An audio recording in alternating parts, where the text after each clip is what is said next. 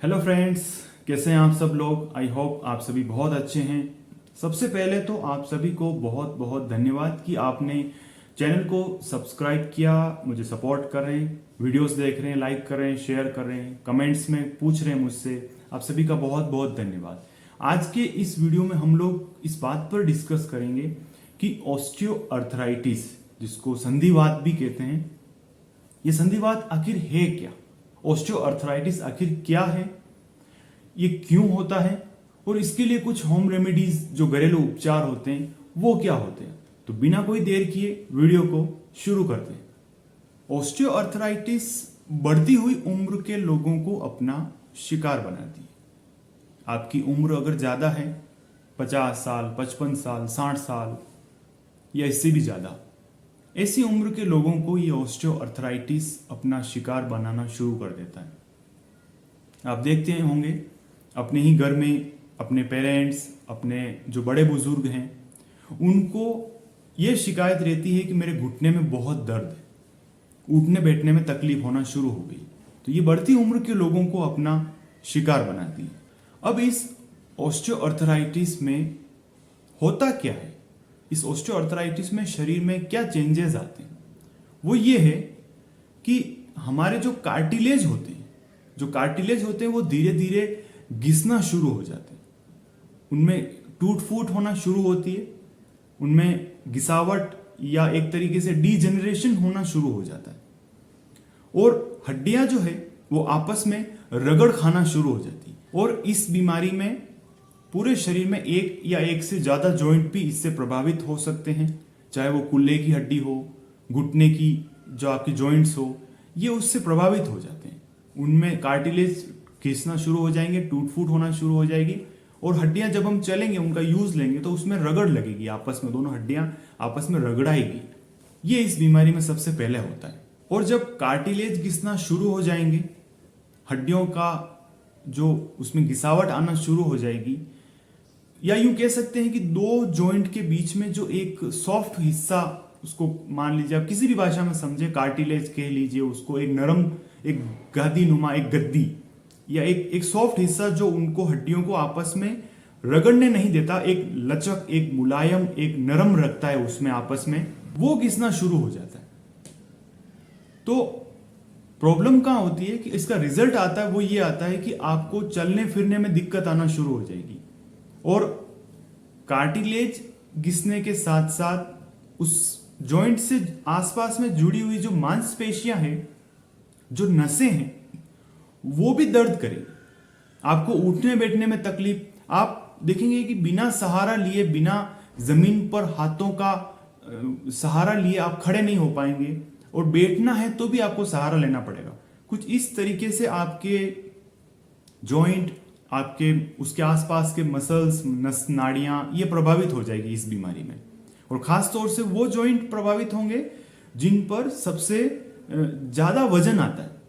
ज्यादा वजन वाले जॉइंट कौन से आपको पता ही है, आपके कुल्हे जो हिप जॉइंट होते हैं वो, आपके जो घुटने हैं वो प्रभावित होंगे, कमर वाला हिस्सा प्रभावित होगा। ये खास तौर से इसमें ये जॉइंट ज्यादा प्रभावित होते हैं इसमें।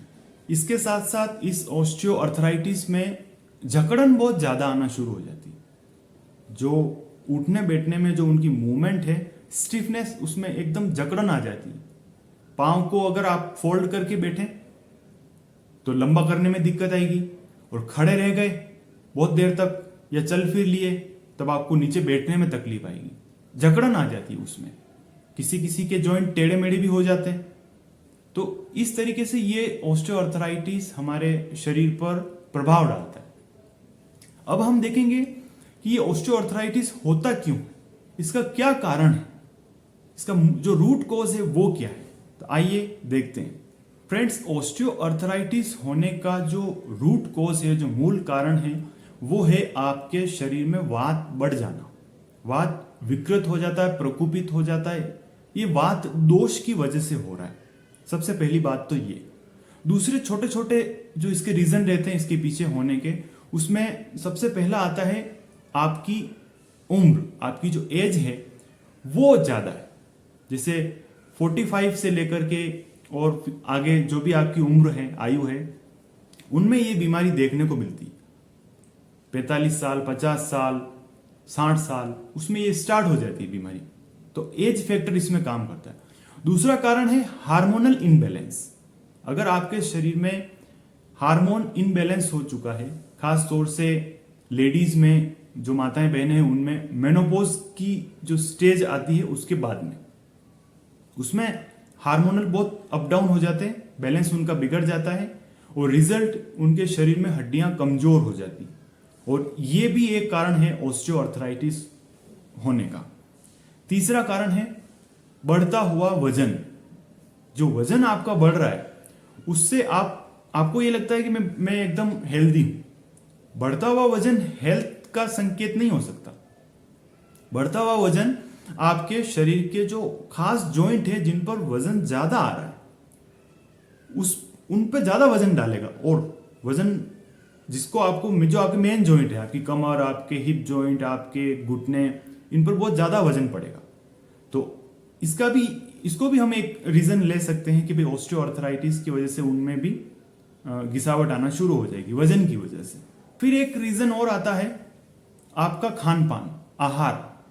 आप क्या खाते हैं उस पर भी ये बीमारी डिपेंड करती है। अगर आपके खाने में पूरे पोषक तत्व है, न्यूट्रिशंस, माइक्रो न्यूट्रिशंस अगर पूरे हैं तो आपको ये बीमारी बहुत देर से आएगी। शरीर की में कैल्शियम की पूर्ति अच्छी हो रही है, जिंक, फॉस्फोरस, ये चीजें अगर बराबर शरीर में जा रही है तो आप इस बीमारी से बचे रहेंगे। तो ये भी एक कारण है कि आपका खान पान कैसा है, आपकी लाइफस्टाइल कैसी है, इस पर भी डिपेंड करता है। ऑस्टियोआर्थराइटिस की बीमारी होना आपकी दिनचर्या पर भी डिपेंड करता है। आप कब सोते हैं, कब जागते हैं, किस तरीके के वातावरण में आप काम करते हैं, यहां पर भी ये चीज डिपेंड करती है कि ऑस्टियोआर्थराइटिस आपको होगा या नहीं होगा। फिर एक जो रीजन आता है वो आता है स्ट्रेस।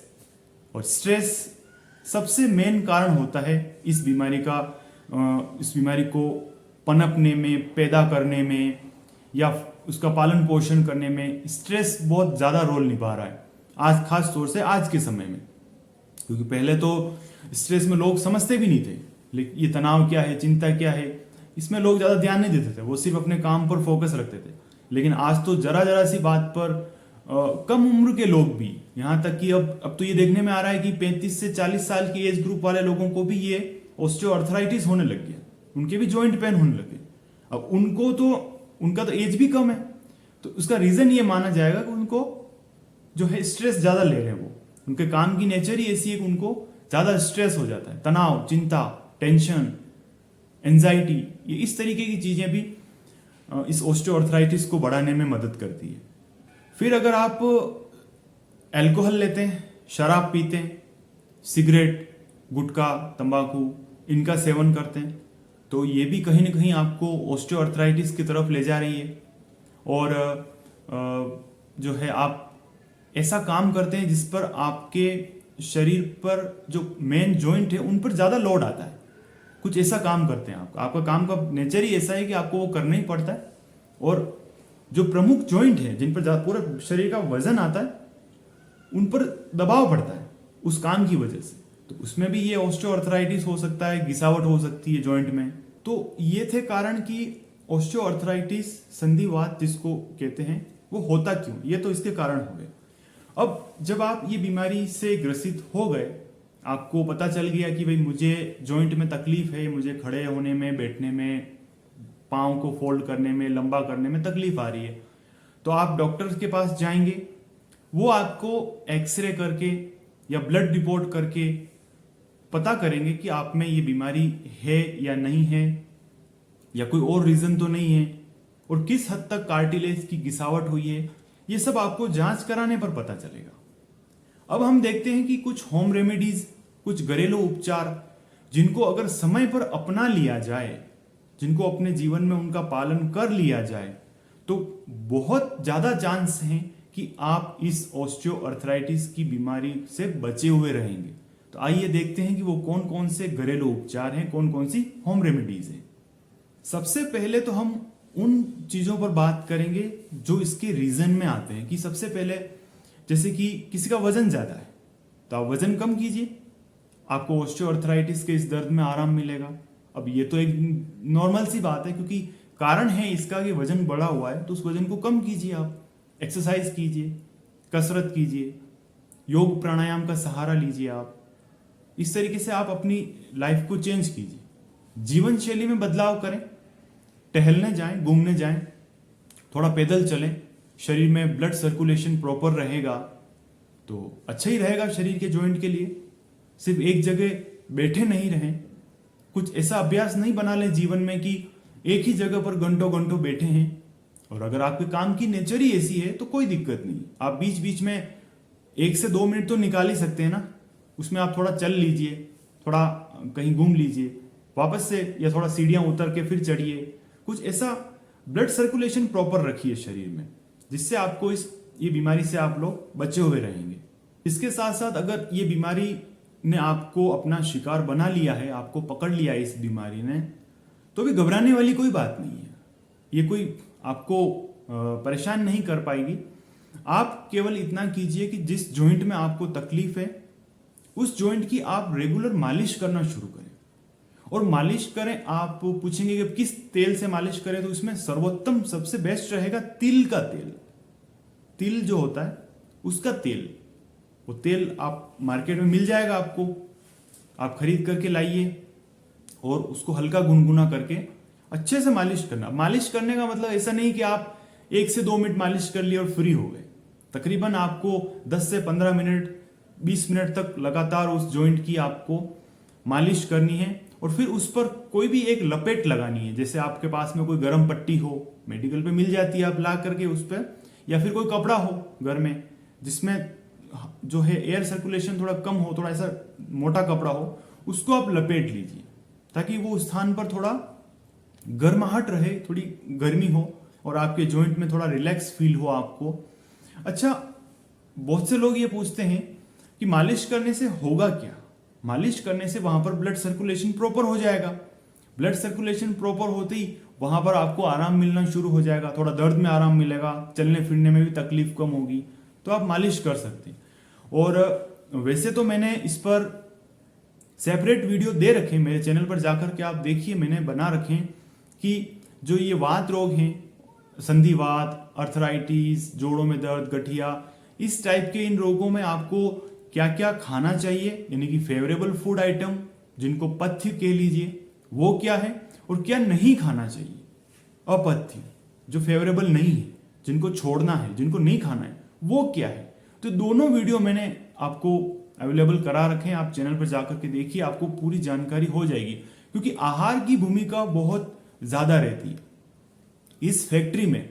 फैक्ट्री का मतलब इस पेट में अगर कुछ ऐसी चीजें डालेंगे जो फायदा करती है और कुछ ऐसी चीजें नहीं डालेंगे जो नुकसान करती है, दोनों ही चीजें, क्या खाना चाहिए क्या नहीं खाना चाहिए, अगर ये सावधानी आ गई तो रोग होगा ही क्यों, रोग हमारे जीवन से निकल जाएंगे। तो अब उनको वीडियोस को भी देखिए।